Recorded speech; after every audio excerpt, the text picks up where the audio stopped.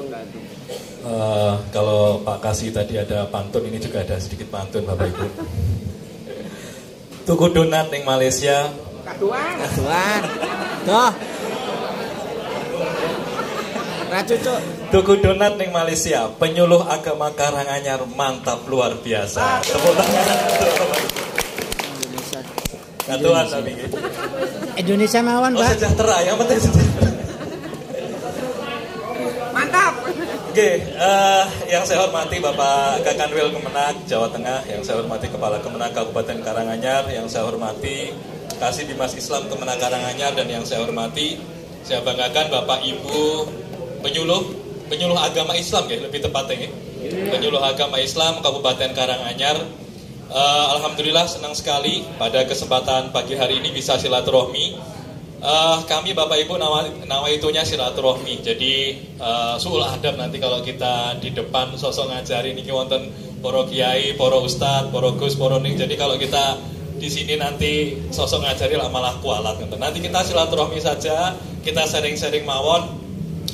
Yang penting nih alhamdulillah tehnya sudah keluar, sebentar lagi disusul sop mungkin gini. Sudah ada tahu aja.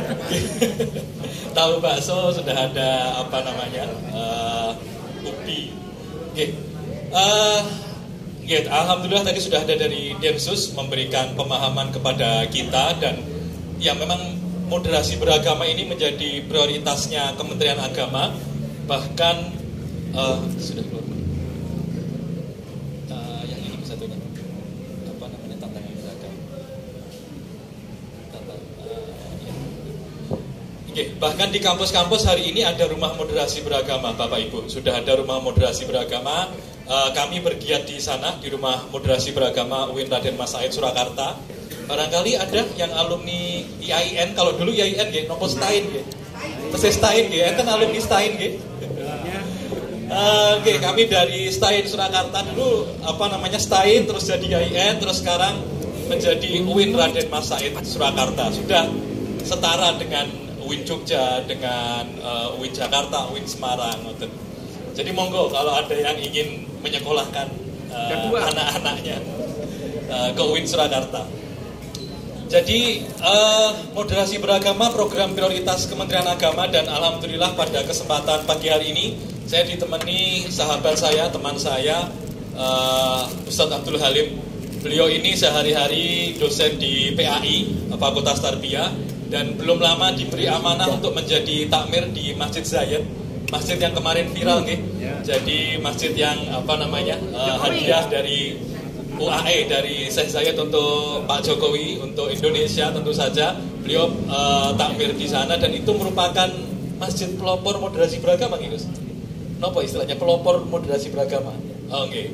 Jadi masjid itu nanti akan menjadi masjid percontohan, Masjid Zayed ya, akan menjadi masjid percontohan moderasi beragama. Karena dari arsitekturnya juga perpaduan ya, ada nuansa Arabnya, ada nuansa Jawanya. Jadi luar biasa. Alhamdulillah pada kesempatan pagi hari ini kita akan, kalau bicara soal moderasi beragama, saya yakin Bapak Ibu sampun hatam.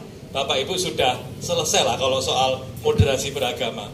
Ya cara beragama yang di Indonesia ini yang kita terapkan, yang santai, yang minum teh dengan nikmat, makan singkong goreng dengan nikmat, ya seperti ini.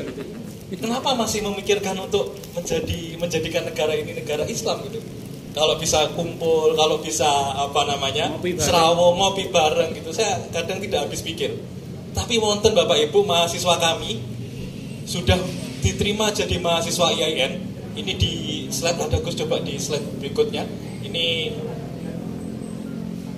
coba di slide berikutnya kami tunjukkan ada mahasiswa yang malam Lebaran, malam Idul Fitri itu malah meledakkan diri di perempatan Kartosuro.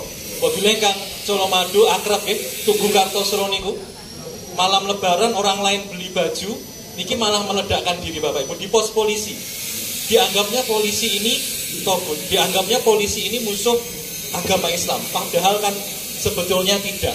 Tapi ada di antara, saya tidak tahu ya ini terpaparnya dari mana, tapi wonten Bapak Ibu yang kemudian dia meyakini bahwa polisi ini togut gitu, dan akhirnya meledakkan diri. Jadi ada di slide itu kita pernah pelajari bahwa mahasiswa ini ternyata salah ikut pengajian. Waktu itu sudah diterima mahasiswa UIN tapi keluar karena tahu di sana ada mata kuliah Pancasila. Jadi anti Pancasila Bapak Ibu. Ketika ada mata kuliah Pancasila memutuskan untuk tidak jadi kuliah di UIN, tidak jadi kuliah di IAIN.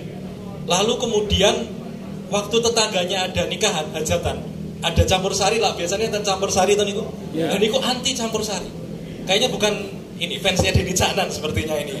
Jadi anti campur sari dianggapnya itu musik yang pokoknya salah lah, semuanya salah di mata dia. Tetangga-tetangganya yang tidak beragama dengan baik dianggapnya salah dan melihat segala sesuatunya di mata dia itu hanya hitam putih Bapak Ibu. Nah ini loh, cara pandang hitam putih. Ini yang harus kita kemudian, ini memang penyuluh ya, saya pikir penyuluh adalah ujung tombaknya Kemenak. Maju mundurnya Kemenak, maju mundurnya Indonesia, salah satunya ditentukan oleh para penyuluh. Jadi luar biasa, tepuk tangan untuk Bapak Ibu penyuluh.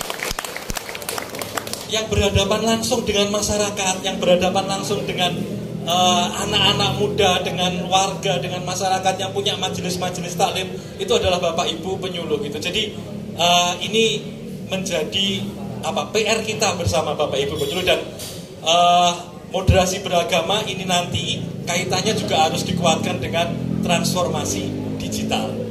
Tapi nanti kita akan bahas. Tadi ada sedikit disinggung soal terorisme itu menguatnya di media sosial. Itu betul. Dosen kami melakukan penelitian Bapak Ibu, dan saluran dari paham radikal, paham terorisme, ekstremisme itu dari media sosial. Nanti kita akan belajar tentang teori snacking. Kita akan belajar tentang cara beragama masyarakat kita hari ini. Ini nanti saya singgung sedikit ya. Mohon izin sambil berdiri ya Bapak Ibu. Jadi kalau kita ingat, cara beragama masyarakat kita hari ini sudah sampai pada titik yang cukup mengerikan dan sekaligus menggelikan gitu.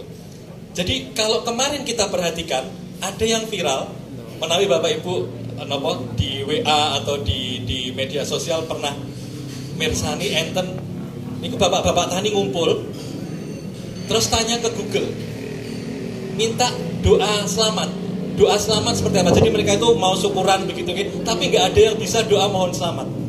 Terus akhirnya minta tolong ke Google, sama Google dibacakan oleh Google, lalu mereka mengamini apa yang dibacakan oleh Google. Cara beragama kita sudah seperti itu Bapak Ibu. Bisa bertanya ke Google? Bisa, ada di internet ada. Doa mohon keselamatan gitu. Terus dibacakan sama Google. Mereka terus mengangkat tangan, tinggal dibacakan amin, karena mereka tidak ada yang tahu. Nah terus kemudian diamini oleh mereka. Niku kinten-kinten pripun doane sah napa mboten. Mohon izin Bapak Ibu penyuluh barangkali tahu hukumnya gimana. Tapi itulah cara beragama masyarakat kita. Pengennya cepet, apalagi anak-anak muda nggih. Mahasiswa saya pun mboten enten sing teng perpus Bapak Ibu. Garap tugas niku tanglete pun teng Google. Ilmune kopas, sehari sebelum pengumpulan tugas langsung jadi makalahnya. Jadi trennya begitu. Berpikir mendalam itu tampaknya sudah mulai berat begitu. Baca buku itu, melihat buku tebal itu kemungkinannya dua, kalau boten males nggih ngantuk. Dados bantal terus berharap mungkin ilmune saged mlebet gitu. Itu yang terjadi di kampus kami, tapi nggih boten sedanten enten sing 1-2 masih ke perpus, masih mengerjakan karena berpikir mendalam, baca buku, baca kitab, mencari guru yang benar, itu sekarang sudah mulai bergeser. Jadi ini sedikit ya, ada profil bagaimana ini risetnya tahun 2002 bulan Februari. Media yang paling banyak digunakan itu WhatsApp. Ada yang di HP-nya tidak ada WA, tampaknya semua ada gitu. Dan semuanya disebarkan di sana. Pagi-pagi ada yang mungkin kirim ceramah di grup keluarga, mungkin juga nanti kalau waktunya pemilu saling dukung-mendukung. Ada sampai yang keluar dari grup WA barangkali karena tidak tahan gitu. Ada juga yang kemudian menyebarkan berita bohong gitu. Betul yang disampaikan Pak Kasih di awal tadi, sebentar lagi kita masuk tahun politik, atau mungkin sudah gitu, atau mungkin sudah. Saya berharap tidak ada lagi cebong kampret, tidak ada lagi orang-orang yang saling menghujat gitu. Padahal ternyata kenyataannya calon presiden dari kelompok B gitu misalnya, jadi menteri juga gitu. Jadi di bawah ini masih rame, di atasnya sudah selesai, bahkan sudah dapat menteri gitu. Semoga juga besok mungkin ya, saya berharap tidak ada 2 capres, tapi mungkin 3 atau 4 gitu, biar tidak seolah-olah 2 kubu gitu. Karena kalau 2 kubu berat Bapak Ibu, kita berat, karena memang masyarakat kita kayak gitu, kubu-kubuan, terpolarisasi nih bahasa kampus ini, terpolarisasi jadi 2 kelompok, dan itu di masyarakat, di akar rumput berat. Ini profilnya, WA paling banyak digunakan, terus kemudian disusul Instagram, Facebook, lalu kemudian TikTok. Ada yang punya TikTok di sini? Hari ini anak-anak muda kita mengakses TikTok, belajar agamanya melalui TikTok. Ada fenomena snacking. Snacking niku napa? Snack niku napa? Bahasa makanan ringan. Hari ini fenomena anak muda niki kalau bicara moderasi beragama dan transformasi digital ya, karena Gus Yakut moderasi beragama juga harus disertai dengan transformasi digital. Dakwahnya juga harus mulai bergerak juga ke digital, karena anak-anak muda hari ini hidupnya di sana. Kira-kira berapa jam anak-anak kita menggunakan HP? Ada datanya di sini Bapak Ibu. Coba Gus di slide berikutnya. Berapa jam rata-rata mereka di? Nah ini datanya Bapak Ibu. 8 jam untuk apa itu? Menghabiskan waktu di internet. 8 jam 36 menit. Bahkan mungkin lebih. Apalagi karena kemarin pandemi ya. Pandemi orang mainnya HP terus, pegangnya HP terus, mungkin bisa lebih lama. Anak-anak muda lebih lama lagi. Masalahnya, kita tidak pernah tahu apa yang ada di HP mereka. Kita tidak bisa memberikan kontrol penuh. Nah ini harus hati-hati Bapak Ibu. Di situ mungkin ada berita bohong, ada paham-paham radikal. Dia nontonnya apa, kita juga tidak tahu gitu. Anak saya TK 0 besar Bapak Ibu kemarin baru aja bertanya kepada saya, Pak, sejarah agama Kristen itu gimana? TK 0 besar gitu. Saya beberapa kali mendampingi nonton YouTube karena di TV nonton gitu. Tapi tiba-tiba dia punya pertanyaan itu gitu. Karena ada tetangga juga yang kebetulan ya non Muslim Kristen gitu. Tapi dia bertanya, apa bedanya Islam dan Kristen itu? Anak-anak sekarang pertanyaannya sudah seperti itu Bapak Ibu. Kalau tadi anak 9 tahun ditunjukkan oleh Pak Densus ya, yang pengennya dapat 72 bidadari, atau anak kecil memotong tangan adiknya, itu kan mengerikan sekali gitu. Karena asupan media itu sudah luar biasa. Bila benten kali kita yang mungkin nonton TV, baca koran, dengernya radio terbatas. Internet niku unlimited. Unlimited itu apa? Tanpa batas. Jadi memang harus betul-betul hati-hati. Moderasi beragama juga harus diiringi dengan literasi digital. Kalau moderat, saya yakin Bapak Ibu sudah moderat dan sudah selesai semuanya. Tapi yang paling penting adalah juga pemahaman tentang literasi digital. Bagaimana menjelaskan ke anak-anak muda begitu ya. Di Solo Bapak Ibu, di tempat kami baru aja belum lama ada berita anak-anak kecil menghancurkan makam non muslim. Mungkin Bapak Ibu ada yang pernah dengar gitu, di Solo menghancurkan makam non muslim bareng-bareng itu. Itu kan kalau kita pikir loh, dari mana? Kenapa bisa begitu? Kenapa kok rasanya susah sekali melihat perbedaan? Karanganyar luar biasa, saya pikir di sini ada desa moderasi gitu. Ada satu Jumantono apapun dikit. Ada gitu, luar biasa desa percontohan moderasi beragama. Mahasiswa saya juga sempat mau bikin video di Ngargoyoso kalau tidak salah.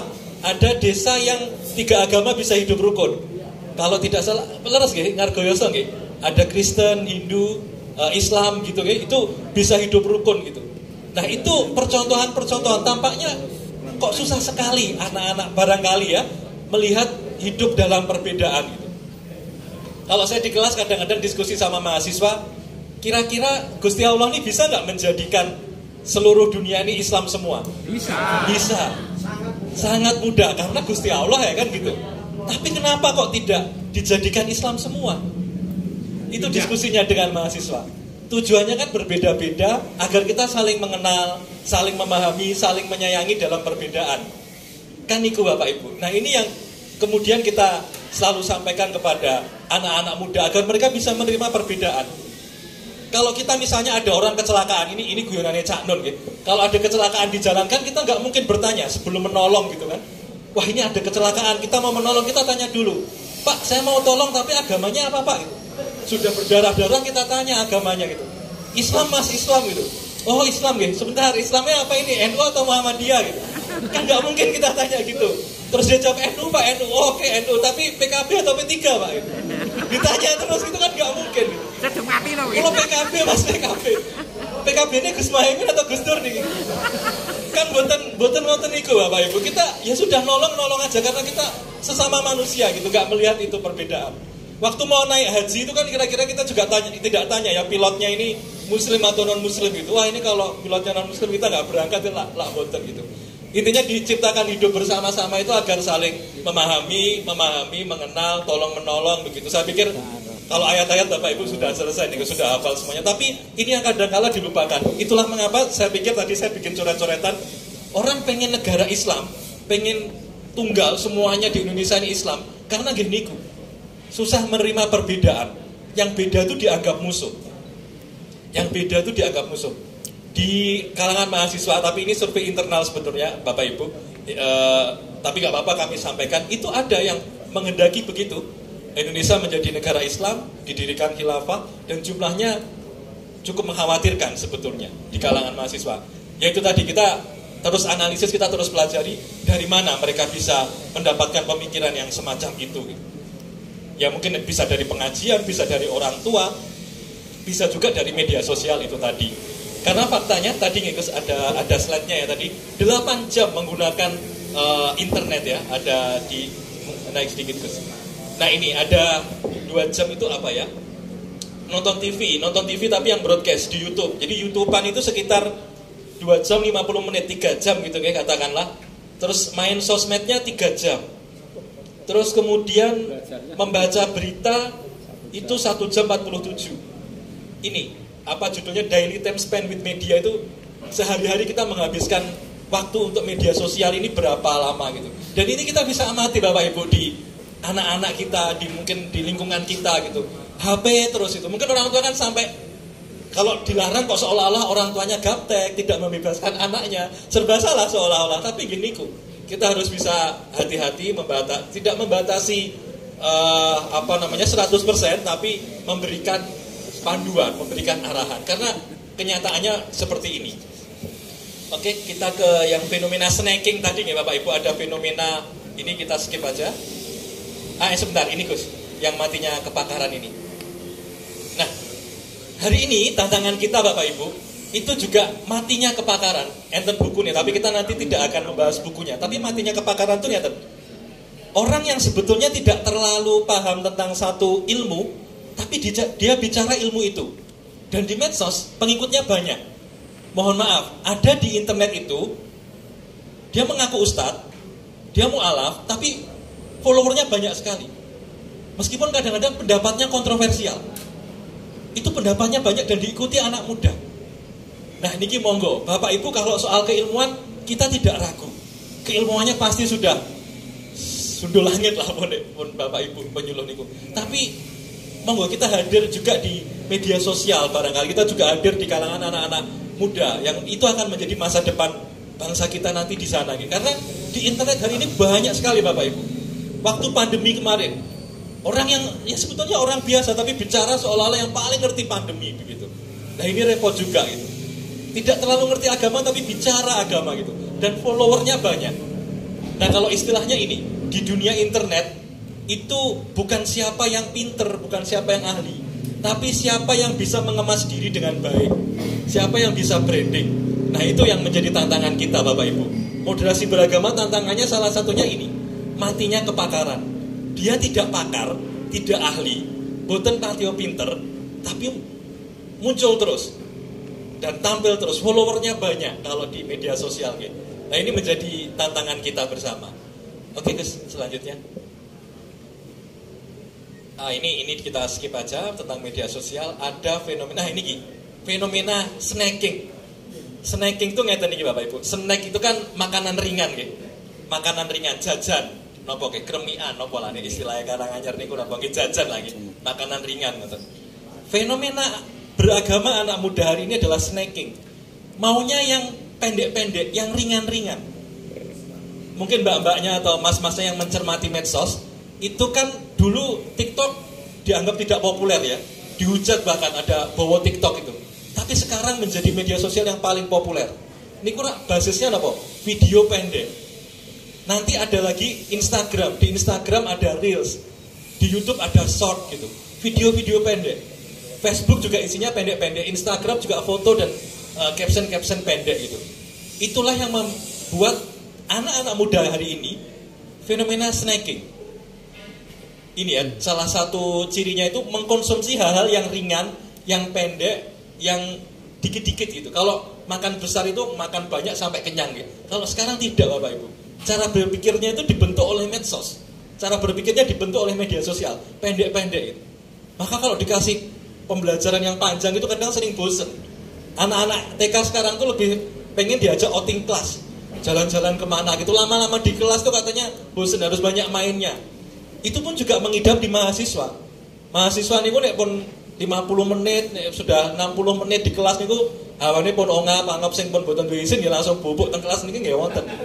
Kadang niku nggih sing teng wingking-wingking biasane ngoten niku wis rambut wis turu ngono ya, tapi nggih boten napa-napa. Nek dosene santai mawon nggih malah diterusne ngoten, tapi nek pun kelasnya rampung boten sah digugah, ditinggal mawon. Lah niki fenomenanya snacking Bapak Ibu. Napa nggih? Suka yang ringan-ringan. Padahal kan kita mendapatkan pengetahuan agama kan harus ngaji kitab, nopo ngaos, macam-macam pengajian, cari guru yang tepat. Lah niki pun boten ya, sekarang ilmu itu didapat dari situ. Ada nanti fenomena juga googling Islam.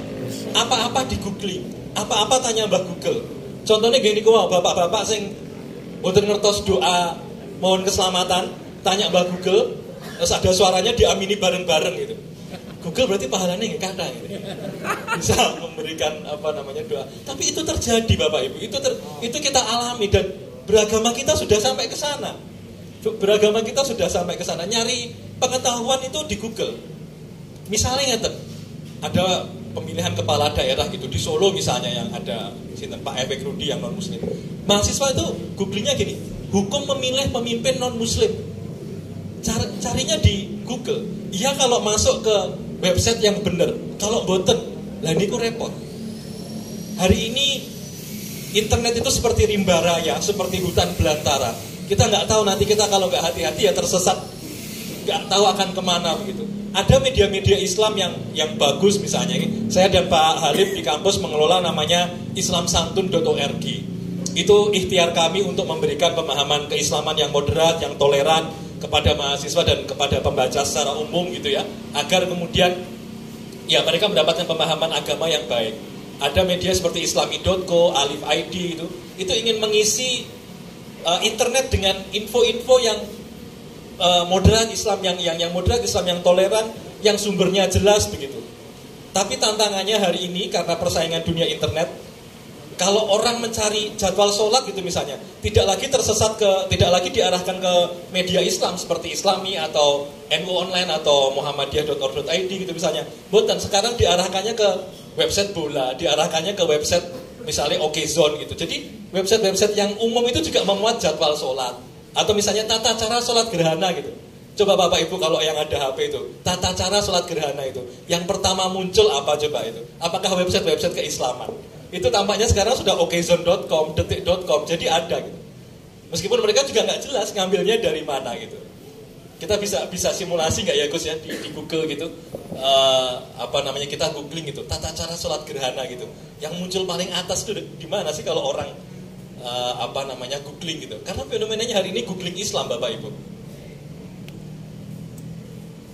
Tata cara sholat gerhana gitu. Kan kemarin ada gerhana nih gitu. Oh ini Jateng Kemenang. Berarti keren ya Jateng Kemenang ya. Tepuk tangan lah buat Kemenang Jateng. Kisah yang paling atas. Tapi coba yang kedua, merdeka.com, detik.com. Loh gimana ini kok malah justru situ? Itu apa itu? Oh YN Madura masih agak mending. CNN, media-media umum.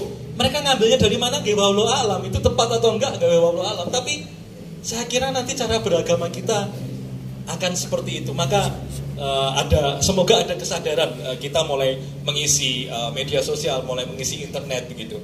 Ini nanti kalau yang lebih detail soal moderasi beragama, soal ayat-ayat nanti kali Gus Halim ya. Nanti ada juga buku-buku yang sudah kami bawa untuk Doorpress, nanti ada tebak-tebakan. Dalil nggih Gus Bapak ayat kali hadis kali Bapak Ibu nanti ada door prize buku. Nah, yang menjadi perhatian kita hari ini itu Bapak Ibu, tantangan moderasi beragama kita hari ini itu karena internet semakin masif, semakin luar biasa. Lalu juga kemarin belum lama tadi yang disampaikan juga Pak Densus, di Bandung ada bom bunuh diri yang itu tinggalnya sebenarnya di Sukoharjo, di Baki, nggak jauh dari sini. Orang-orang yang kemudian kita nggak tahu ya cara berpikirnya kenapa sedemikian sederhana gitu. Ya ini musuh ya harus diledakkan, dan narasinya biasanya begitu. Ada iming-imingnya, 72 bidadari, jihad itu pasti dijamin masuk surga gitu. Nah ini Bapak Ibu yang harus kita pahamkan betul makna jihad. Orang yang menuntut ilmu itu juga jihad. Seorang bapak yang mencari nafkah untuk keluarganya itu juga jihad. Kenapa seolah-olah jihad itu hanya perang, dan perang? Tapi waktu S2 saya dulu pernah penelitian, ada website namanya arahmah.com. Saya Bapak Ibu niku arahmah.com. Tapi di situ ada rubrik namanya jihad zone. Saya pikir ini akan memberikan pemahaman yang bagus tentang apa itu jihad. Ketika saya klik, isinya itu perang-perang di Timur Tengah. Jadi melawan Amerika, misalnya di Suriah, di apa loh. Iki kok jihad kok maknanya tunggal, kok maknanya perang. Sementara arahmah.com ini rankingnya termasuk tinggi. Waktu itu akhirnya diblokir sama Kominfo, sama BNPT, Badan Nasional Penanggulangan Terorisme, itu akhirnya diblokir. Karena yaitu tadi menyampaikan makna jihad yang sempit. Bukan hanya bukan hanya dari orang tua saja, tapi di media sosial, di media internet pun kenyataannya seperti itu. Jihad yang kita bayangkan maknanya komprehensif ya, mendalam, pemahaman para ulama misalnya. Ternyata tidak, isinya cuma berita-berita perang. Akhirnya pasukan di Suriah berhasil mengalahkan pasukan ini loh. Kok semuanya perang, kok narasinya semuanya kekerasan. Dan kan tidak aneh kalau kemudian orang-orang berpikir ya jihad itu artinya ya perang, ya kekerasan gitu. Padahal maknanya sangat luas sekali. Oke, next Gus, mungkin di slide yang akhir-akhir. Di yang slide wawasan kebangsaan. Di close.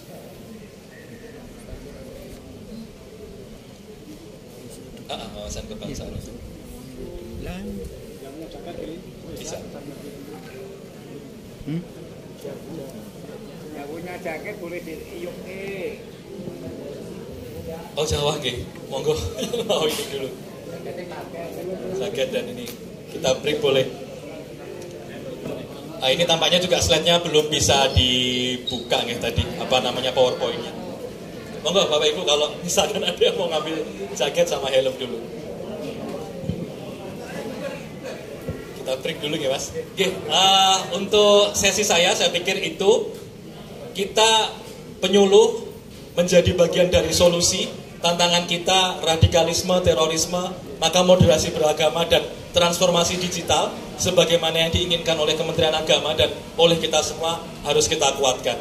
Setelah ini mungkin akan ada sesi dari Gus Salim sebelum sesi makan siang nanti ya. Ada bagi-bagi door prize juga nanti, ada bagi-bagi buku. Saya cukupkan sekian sesi saya. Terima kasih. Assalamualaikum warahmatullahi wabarakatuh. Waalaikumsalam warahmatullahi wabarakatuh. Baik, sesi pertama sudah disampaikan Ustaz Abraham. Sambil menunggu teman-teman mengambil snackingnya. Jaket yo. Dipersiapkan pertanyaan agar nanti dialognya bisa berjalan lancar dan lebih hidup. Ya. Jangan lupa kondisi panjenengan yang mungkin saat ini biasa kepanasan atau kedinginan. Tapi beneran semua situasi ini kita. Jadi kopi apa ini? Terus nanti saya ngopi. Monggo. Silakan yang mau nambah kopinya bisa langsung request di ujung sana. BW gitu. Baik Bapak Ibu, kita langsung ke pemateri kedua. Ustaz Abdul Halim yang akan memaparkan sesi yang kedua. Monggo, Ustaz.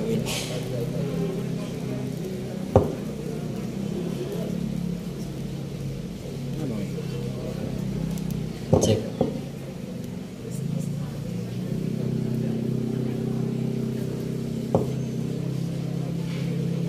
Cek. Cek. Assalamualaikum warahmatullahi wabarakatuh. Bismillahirrahmanirrahim. Alhamdulillahirabbil alamin. Wassalatu wassalamu ala asyrafil anbiya wal mursalin sayyidina wa habibina wa syafiina Muhammadin sallallahu alaihi wasallam wa ala alihi wa ashabihi wa azwajihi wa dzurriyyati ajmain ma ba'du. Bapak Ibu nampaknya sudah mulai ngantuk-ngantuk. Iya. Dikit. Saya lihat ada di belakang, ada yang sudah tidur, di depan tadi juga. Apa? Aduh, lepas.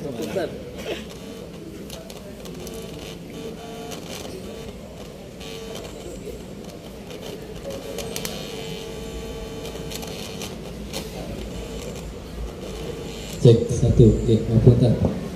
Ini adalah sangat manusiawi kata Gus Baha, kalau orang yang ngantuk disyukuri, kemudian minum disyukuri, lama-lama jadi wali. Wali murid, minimal wali murid. Baik, Bapak Ibu, untuk mengurangi rasa kantuk,